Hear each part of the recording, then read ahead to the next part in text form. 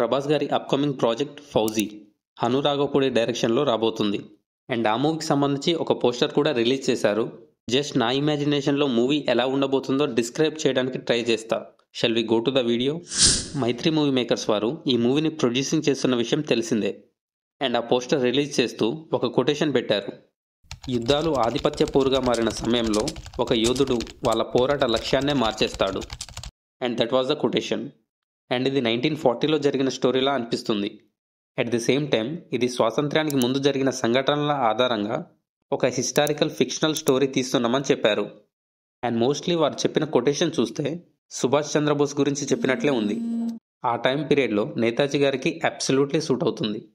And revealing పోస్టర్లో సరిగ్గా observe చేస్తే ఒకవైపు బ్రిటిష్ జెండా కాలిపోతూ ఉంటుంది.